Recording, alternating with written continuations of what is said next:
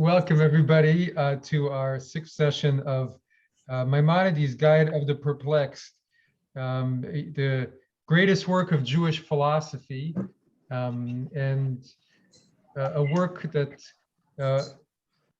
there to help us become less perplexed, and our challenge is to not become more perplexed as we read through it. And so we're right now in the middle of chapter 2.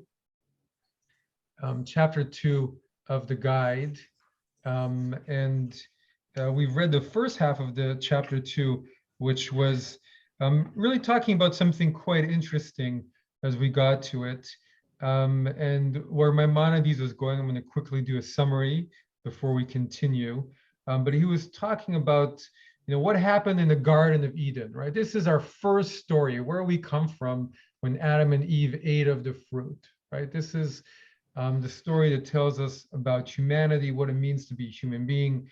And one of the reasons, obviously, that Maimonides talks about it at the beginning of the guide, because to a philosopher, what it means to be a human being, how we walk in the world, is a very important foundation to lay on, and upon which everything else can be built on. And so he talked about this idea where he said that he'd been challenged by a philosopher of his time. It sounds like someone who was not Jewish, who challenged him and said, well, you have this story in your Torah, your holy book, and the story says that Adam and Eve were in the garden and they ate of the fruit, which was a sin, but through that sin, they gained wisdom because they ate of the fruit of the tree of knowledge of good and evil. And by eating it, they were gained what's most important in life. They gained the ability to discern, to have wisdom. So he says this. So the philosopher was challenging him. This doesn't make a lot of sense to say that Adam and Eve, their greatest sin, actually gave them what we philosophers consider to be most important, which is the intellect and the ability to make sense of the world we live in. So it was an attack on the very validity of our scriptures and that they made sense, that they had something to teach us. So Maimonides was a philosopher, but also a carrier of the tradition, a leader of the tradition, an embodier of the tradition, says, you've got it all wrong, Mr. Philosopher. Let me put you in your place. And he has a very nice paragraph to put that philosopher in his place. And he says, you are misunderstanding this story. And when Adam and Eve ate of the fruit of the tree of the knowledge of good and evil, it wasn't that Adam and Eve suddenly gained the wisdom to intellectually think about the world, that higher wisdom. Rather, it's the opposite. Before Adam and Eve ate of the tree, they were actually in that place already. They were able to talk to God. They were able to be in apprehend is right the way the philosophers describe thinking about the universe and thinking about the truth of the world. What I think for us to relate to that, we can call that when we're in a good mind, or a higher mind is some ways modern spiritual traditions describe that, where you see your life or all of the world and big patterns, and you're not just stuck in the immediate.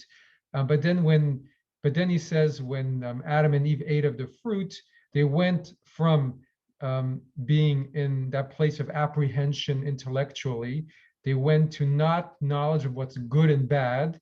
And here he has a whole explanation. It wasn't good and bad, but actually what the fruit taught them is a difference between what is fine and bad, or rather what's pleasant and unpleasant, unpleasant or pleasant and disgusting, which is what the Narboni was saying.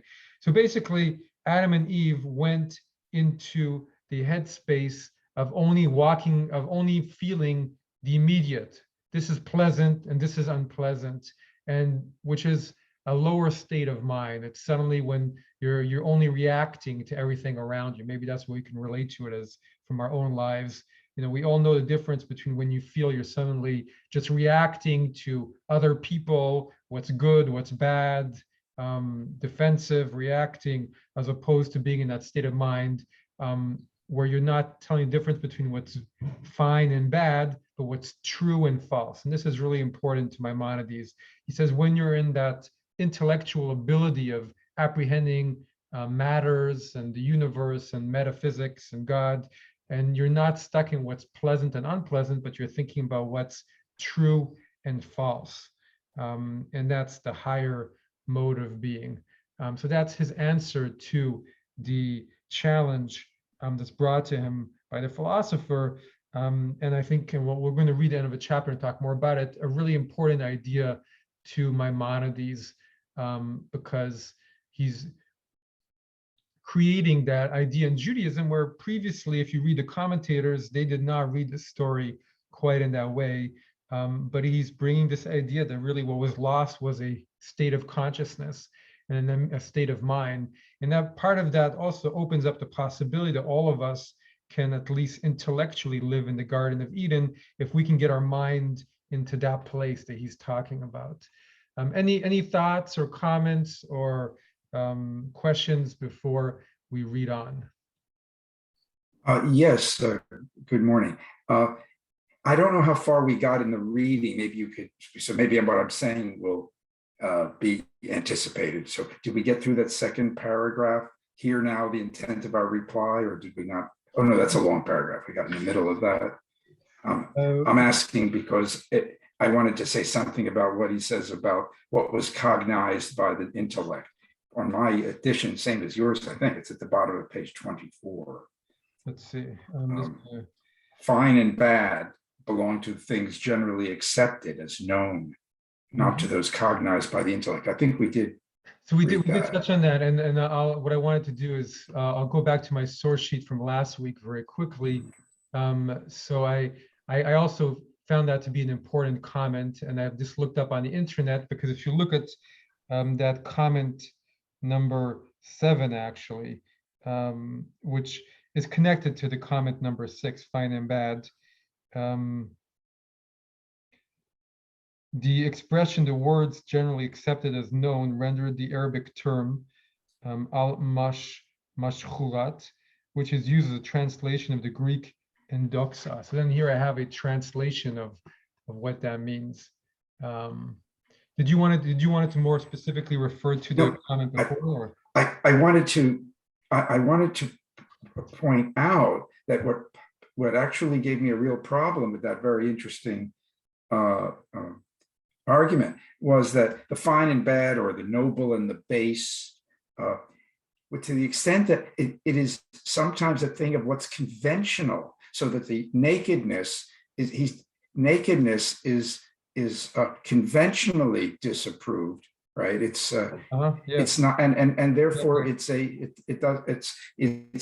question of, you don't, by eating the fruit, somehow they acquire the conventions of mankind or of the culture or something. I thought that was troubling and interesting. That's really all I wanted to flag. Yeah, interesting. Yeah, I found that to be interesting too. So he says, just to recap for everybody, that so before he eats, this is what happens immediately in the story, right? Adam and Eve eat of the fruit, and they happen to go, "Oi, I'm naked," and they cover themselves up, right? We all remember that part of the story from Hebrew school. And so he says, why did that happen? Because the knowledge that they gained. So obviously means that when there's a certain, this is the way I'm interpreting it, but there's a certain level of common knowledge, shouldn't be naked. Being naked isn't good. I guess that's what he's putting, that part of common knowledge, which he's saying is not that important, because when you're in the higher knowledge, when you're apprehending the universe, you don't care whether you're naked or not, and it doesn't matter whether you're naked or not. He seems to be going there, right? So all the things that we worry about, I'm naked, I'm not naked, I'm this, I'm that, he's saying that's not important. And we didn't have to live worrying about these things. We didn't have to live, always trying maybe he's even saying the elements of morality aren't that important when you're in that higher apprehension, because you're doing the right thing automatically. I added that last bit. I don't know if he would say that or not. worrying about I'm naked or I'm not naked, or this is good and this is bad, or I should be doing this or I should be doing that, which take up so much of our lives, right? If we think about it, that's so much of our lives as beings, is thinking about all of that. And he's saying we didn't have to spend all of our lives preoccupied with that. That's only a result of being in a lower state of mind. Because when you're apprehending the universe, hey, I'm naked, I'm not naked, who cares,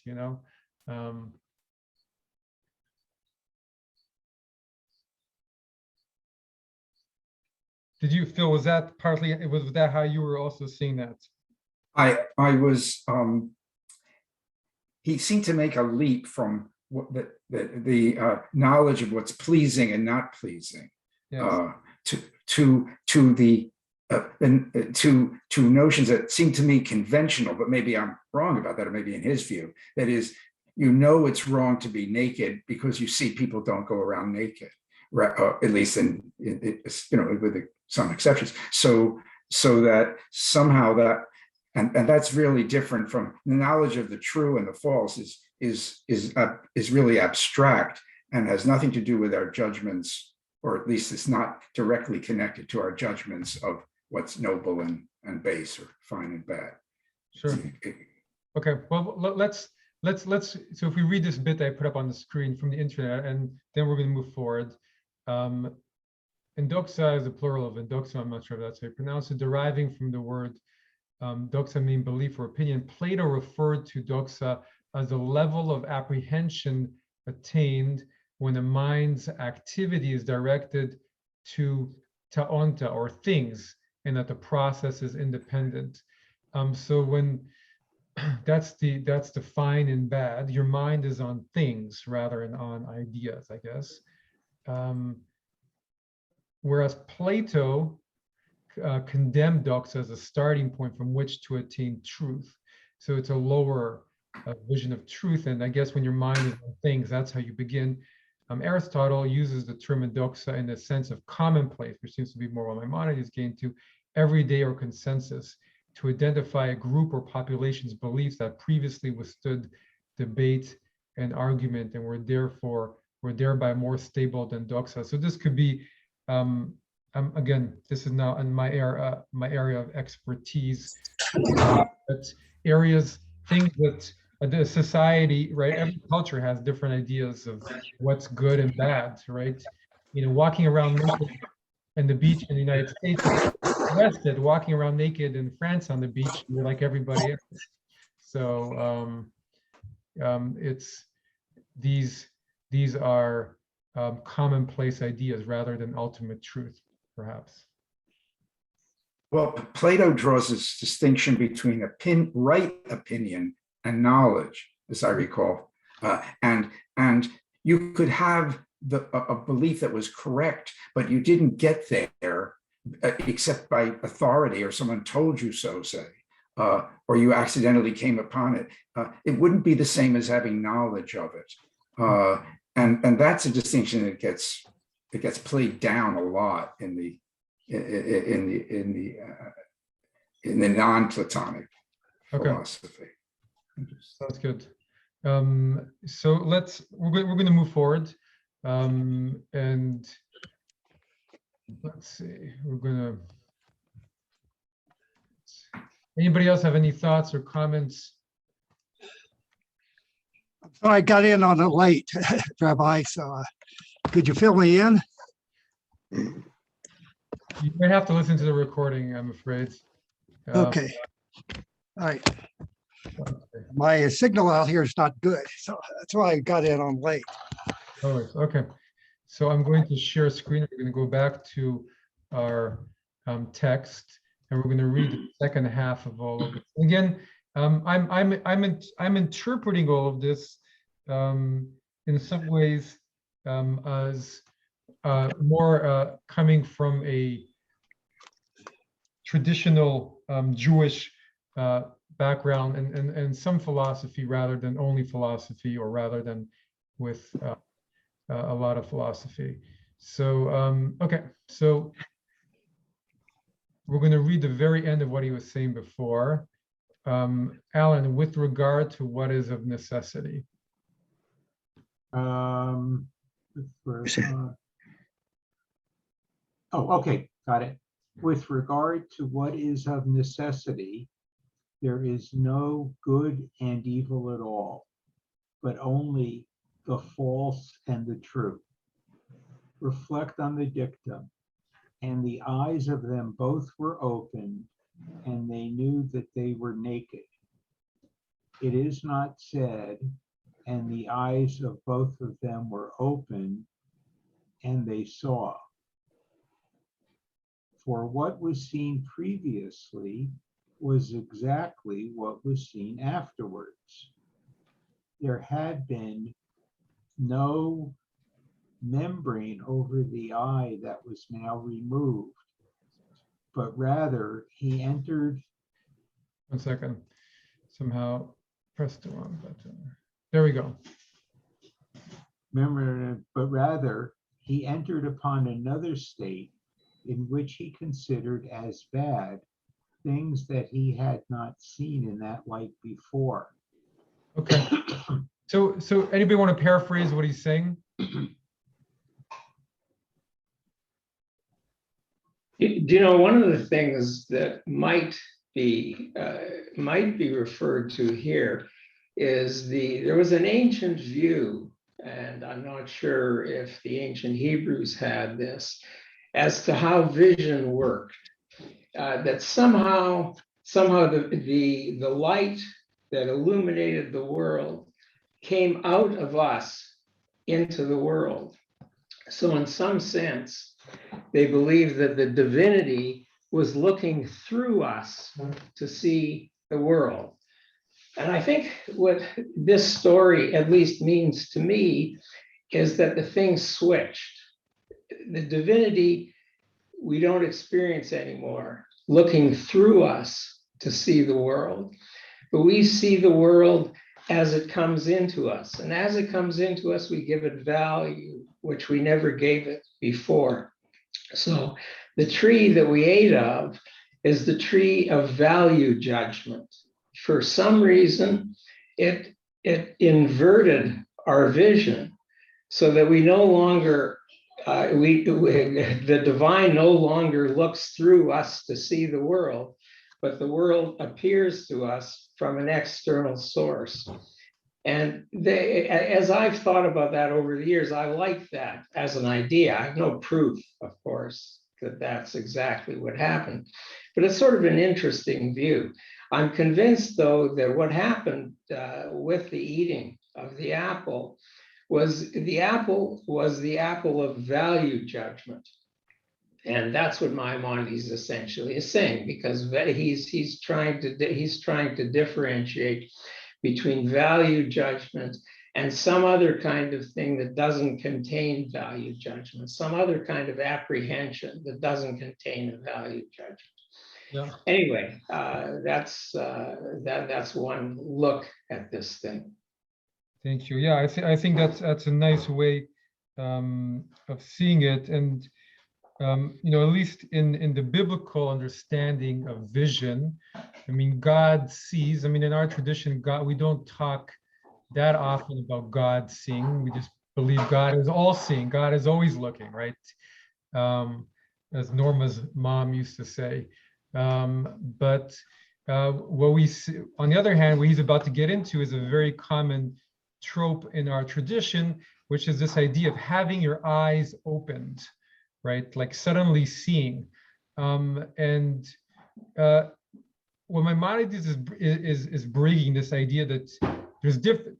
Opening your eyes is a metaphor which we intuitively understand doesn't only mean literally I couldn't see, but that wasn't always the case the way people saw this back then. So he's saying when Adam and Eve opened their eyes and saw that they were naked, right? He's not saying that suddenly before their eyes, they couldn't see properly, they never realized they were naked, and suddenly they opened their eyes and whoa, I realize I'm naked. They knew they were naked, but somehow they understood it from a different place, right? That's an experience we can all relate to. You can walk around with your eyes open and not see things because you don't see them, and suddenly you see it because you're in a different state of mind, right? You're more peaceful or you're more worried or this or that, and that changes and I like how you describe the value judgment. I think that's a nice way of looking. One of the ways that Maimonides is looking at the fruit is that you're suddenly putting a value judgment on it, but it's a value judgment, and that's pleasant or unpleasant, and it's a lower state of mind than looking at things and saying, is this true and false? Okay. Could you also simply state that what the fruit did was give us emotions, because before that we had no emotion, no love, no hate, no liking something or not liking something? Mhm. If we hadn't eaten that, there would be no emotion either. So it's interesting, you know, so many sermons have been written through the years about that what Adam and Eve gained was something positive, right? They gained emotion, they gained the ability to distinguish what's bad, and before, Adam and Eve were kind of like robots up in the Garden of Eden, just not. But Maimonides, who's trying to look at the story with pure logic, doesn't want to go there, but he doesn't want to completely go there, because that means that they receive something good for their sin, right? They did something bad. They ate of the apple when they shouldn't have. So what exactly happened? Maimonides also, in terms of emotions, Maimonides famous for saying we should be as steady emotionally as we should be, right? We should be exactly in the middle, the golden mean. We shouldn't be too angry. We shouldn't be too not angry. Everything should be in the middle. So his belief is by being completely steady in that place, balanced and harmonized, that also opens up our minds for this higher apprehension.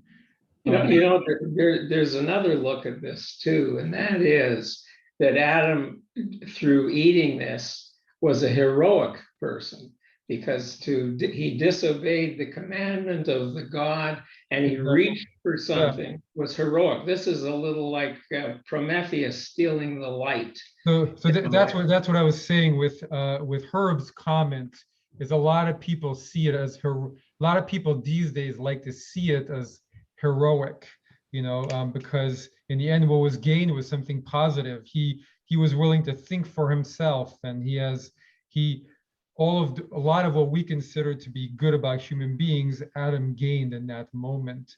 The color of life and the ability to decide. But I think in this moment, Maimonides is not wanting to he's defending a different side of a logic. So what I wanted to do is take us to what the tradition says about a pre-Maimonides view of this verse and some of the other verses he's about to quote. We're going to go back and forth. Then the eyes of both of them were opened, and they perceived that they were naked, and they sewed together fig leaves and made themselves loincloths, right? This is what happened. So Rashi doesn't have such an abstract understanding of, and they were naked, that they were somehow in a different state of mind. Rashi just says, and they knew that they were naked. It was symbolic. Even a blind person knows that he is naked, right? Of course they knew they were naked. So what then does, and they knew that they were naked, signify one charge had been entrusted to them, and they now knew they had stripped themselves of it. So he's interpreting it kind of metaphorically, that the Torah is saying they just knew that they'd done something bad. They knew that they were naked morally or ethically. So let's go back. I want to just go a little bit forward. I just want to say one thing, though, that they didn't have any experience to know that was good or bad, being naked. Mm-hmm. There was nobody else judging them. There was just the two of them. Exactly. And there was only one state of the fruit that judging nature suddenly came up, right? Within themselves. Before they did that, nobody was judging them. And they were man and wife, and they were in the garden, and the animals are there, and God is there, and they didn't worry about such a thing. So we rose to modern man. Say again? So we sort of rose up to modern man. I mean, modern man knows right and wrong. We go back to the primates. They know by their instincts. So I mean, so we actually rose up to being mankind then. It's really, it's from our point of view and thinking about evolution, we can easily look at it that way. But I think Maimonides is looking at differently, or the traditional view is the opposite, is that maybe Adam and Eve were higher than modern, so to speak, modern man, because they didn't have the pull within us between our, you can call the intellectual side and the animal side, or the higher and lower side. They were, Adam and Eve in the garden were just, they had bodies, but they were in the spiritual frame of mind, or a, however, philosophic, intellectual frame of mind. But then they ate of the fruit, and they fell to be like human beings that are more like beasts. And then maybe over the course of the last, if you were hundreds of thousands of years, or however you want to understand the story, human beings are slowly evolving back to that place. So we're more evolved than Adam and Eve were when they first fell from the garden, because human beings, Judaism believes in a linear understanding of history, that from that point on, an evolutionary view of history, at least parts of our tradition, a view that I very much believe in as well. In the 20th century, Ralph Cook was a big proponent of this, but that we're spiritually evolving as well. So slowly, we're evolving back towards a state of unitive consciousness that Adam and Eve had before they fell. So it's part of this, I think part of what's so important about the story is that it lays out that foundation of what it means to be a human being and what we're working towards, and what the purpose of life is, right? What is the purpose of life? In some ways, through this story, Maimonides is also telling us what the purpose of life is.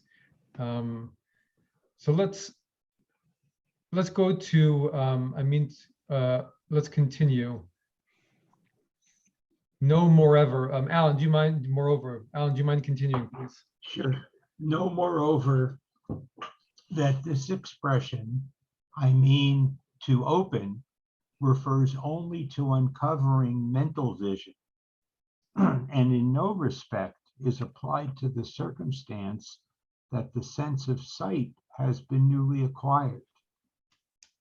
Thus, and God opened her eyes, then the eyes of the blind shall be opened, opening the ears, he heareth not, a verse that is analogous to its dictum, that have eyes to see and not see, that have eyes to see and see not. Okay, so we're going to stop there, and we're going to look at a bunch of texts, and then we're going to go back and finish it all. This is something, right, that's really found throughout our scriptures and is very important in our traditional understanding of scriptures, is this idea of having your eyes opened and suddenly being able to see what you couldn't see before. A very important idea throughout the Midrash and the Talmud and the commentaries and Kabbalah and philosophy, and obviously important to Torah because it's a symbolic idea that comes up again many times, and that Maimonides is giving his spin on in the second chapter to the guide as also being of a real importance. And he's saying, obviously, it doesn't mean that before they literally couldn't see, their eyes were closed, and then suddenly they were able to see, but it means something else. So what does that? What does it mean that before you could see, but now I can see? It's entered modern culture. I think this idea. We talk about it all the time. We're going to look at some of these instances. So Genesis 21:19. This is Hagar, who's been banished. We're going to read this for the high holidays with Ishmael.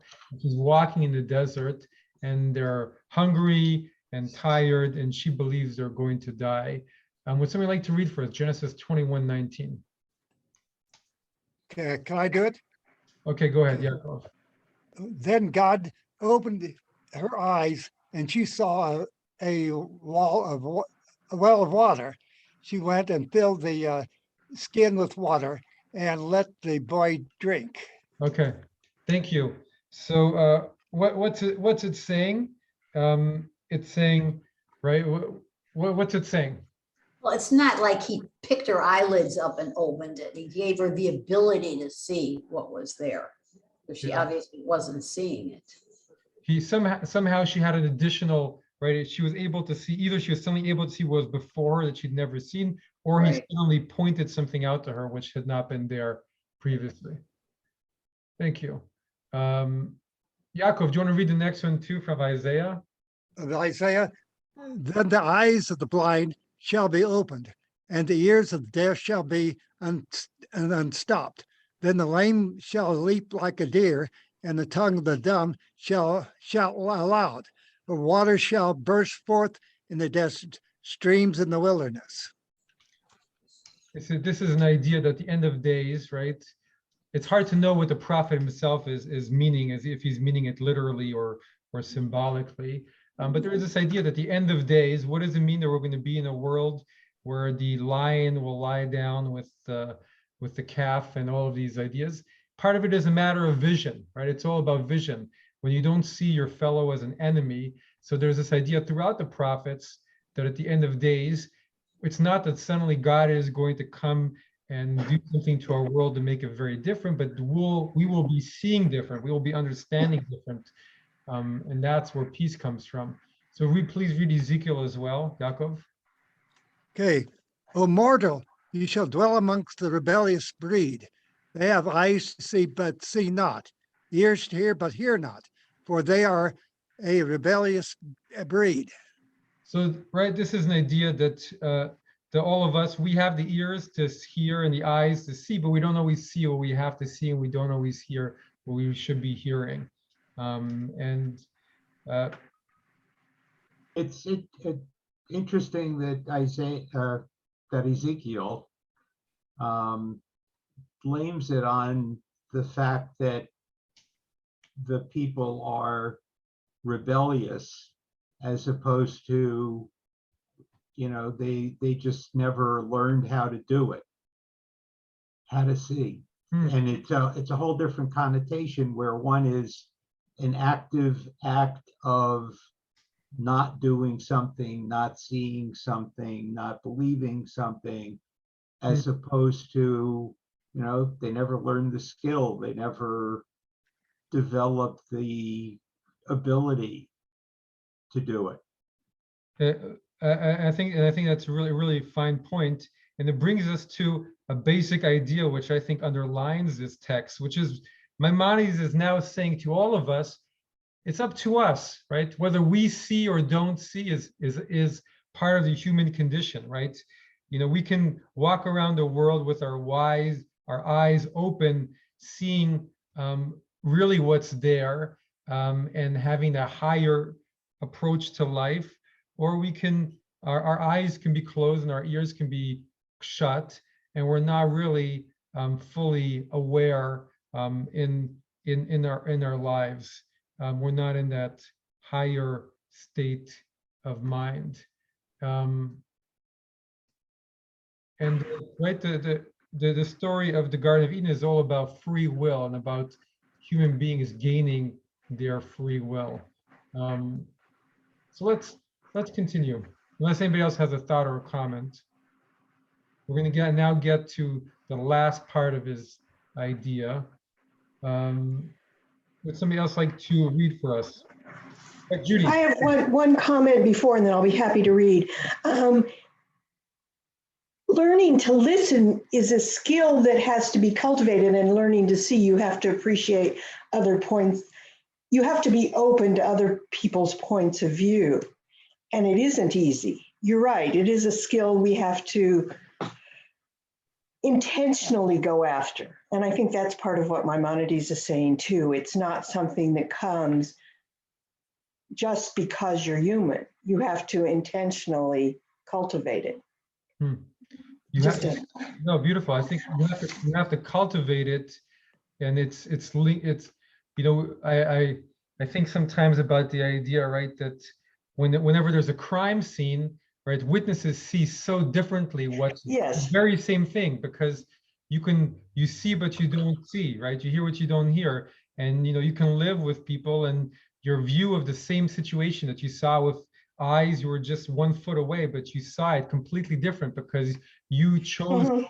You see it so differently. So it's all about how you're seeing things. It's all about the state of mind from where you're living your life. Um, and so the fall of Adam is falling into a very self-centered value judgment, as David was saying, way of being, where you're judging everything. Is this pleasurable or not pleasurable? Good for me or not good for me?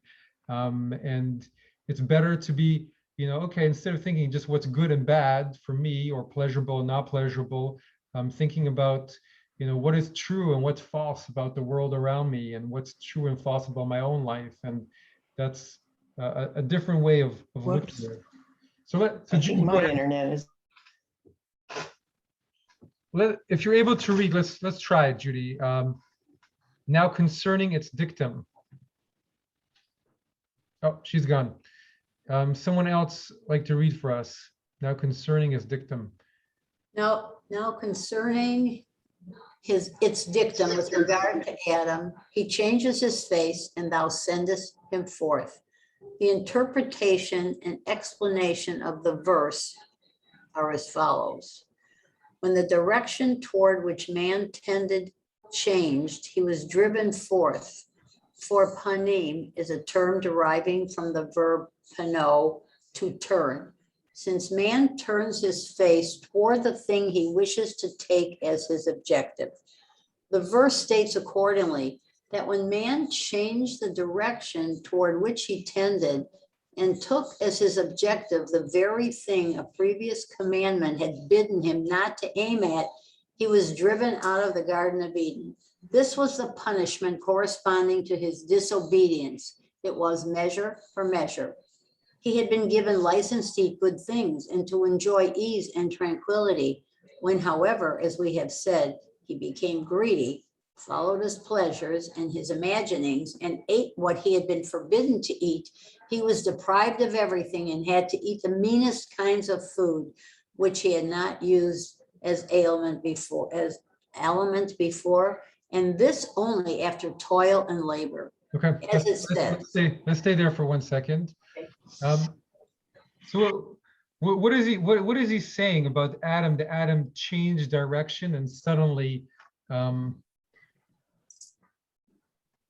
way He had it too good. Adam had it good. Yeah, he could do anything he wanted, relax and be tranquil. Then he got greedy and he wanted more. He And- started thinking about, hey, what can I get here? I mean, imagine all these things I could do. And why should I be forbidden to eat something when it's right there in front of my eyes? Exactly. So I guess we did kind of go down a little bit. He went down a bit, and he was, Yeah, and I think this is an important point where he says he changed direction. We all have that experience of what it means to be a human being. It's like we're walking in a certain direction. We have a certain state of mind, a certain way of being that directs how we live our lives, how we relate to people around us, a certain way of life. And Adam had a whole way of life, right? He was walking in a certain direction, but then he turned from that direction and went into a different direction. He changed the direction, which I think is not just that he started walking differently, but everything changed. I think that's Maimonides' way of saying that everything changed about the way Adam suddenly, instead of being content, instead of being his mind being on thinking about communicating with God and I guess the animals, and suddenly he started to think about, oh, I desire this and I desire that, and he imagined how things would be, and that's what led him. And then the measure for measure, which in our modern days we have trouble connecting to a little bit, this idea that you get punished measure for measure.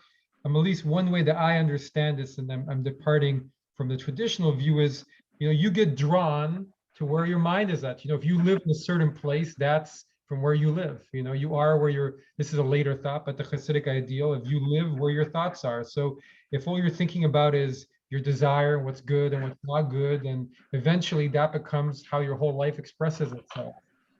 So he, Possibly, could you possibly say that after eating from the tree, Adam was able to deal with the world, whereas before that he couldn't, and that's why he was kept in the Garden of Eden? or maybe he didn't have to go deal with our you know, we live in a beautiful world, but it's also a world of life and death, of suffering, of good things and bad things, right? Of hot and cold.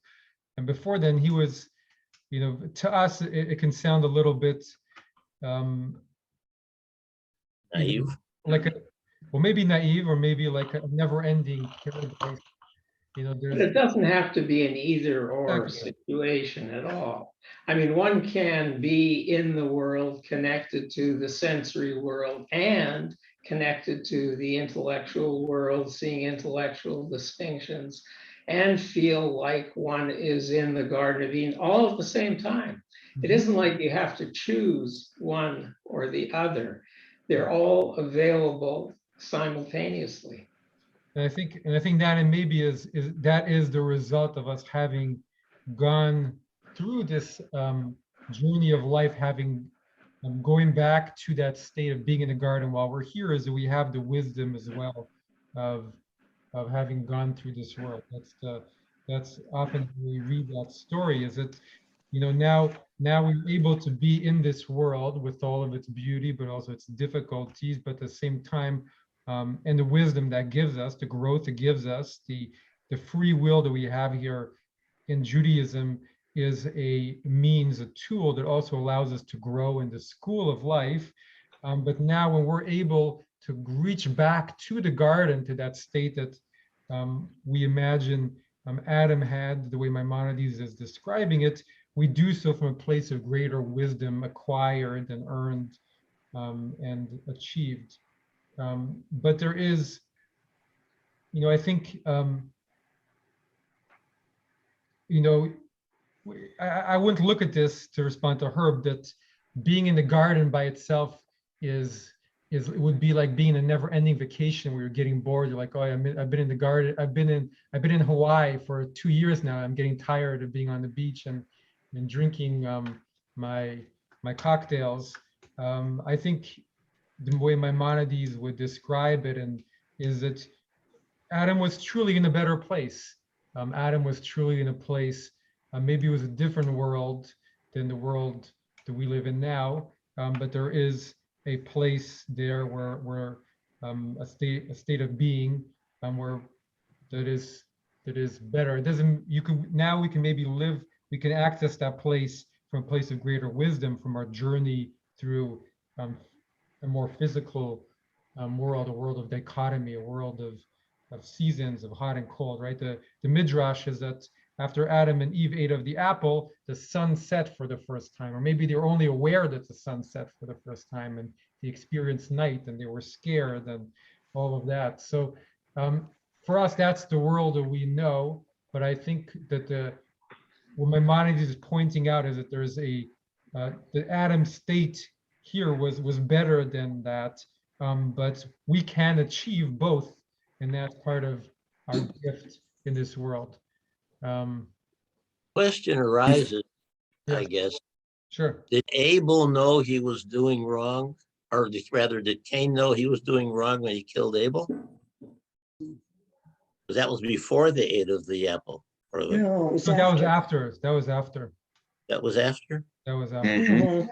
Yeah. Okay, I've got my, That's a result. That's exactly answers the other question, which is, okay, what happens once you've eaten of the apple? You know, now you can explore, you can experience pleasure, but you can also experience jealousy, and you can also experience hate, and that leads you to the first murder. So that's also a result of pleasurable and unpleasurable. Suddenly you're aware, why is God favoring my brother over me?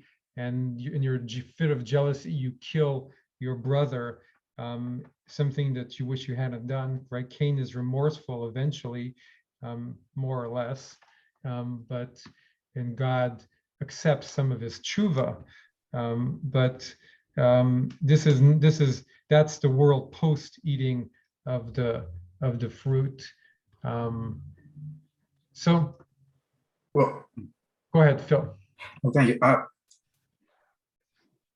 The way I read this, this word objective, or whatever that stands for, he seems to carefully tell us that he tells us Adam has now chosen an objective, he had been told not to go that way, but he doesn't say he had any objectives before. And maybe I'm overreading this, but I don't think that's almost impossible. He's saying he previously he could just enjoy his life, and I think, as Norma said, you know, he had it good, and he should just accept that. But now he has objectives. So and it doesn't say that his old objective was to contemplate the truth or to Yes, it was something cerebral at all. Mm-hmm. So it's funny to say that he doesn't tell us what is the life in that Edenic state, if it had continued. Beautiful. I think that word objective is really important. And suddenly, you know, once you have an objective, it makes me think of this as again an idea that's more in spiritual literature, but people talk about a lot of these days about self-awareness and about mindfulness, right? But what's mindfulness? Mindfulness is just being in the moment, right? And being in the moment is not having an objective. It's just being in the moment. So I'm not sure if Maimonides would go there, but at least it's a thought that we can have reading this. Let's continue, and I want to finish this chapter. Someone, as it says. Sure, I'll read. As it says, thorns also and thistles shall bring it forth to thee, and so on, in the sweat of thy brow, and so on. And it explains and says, and the Lord God sent him forth from the Garden of Eden to till the ground. And God reduced him with respect to his food and most of his circumstances to the level of the beast. It says accordingly, and thou shalt eat the grass of the field. And it also says in explanation of this story, Adam, unable to dwell in dignity, is like the beasts that speak not.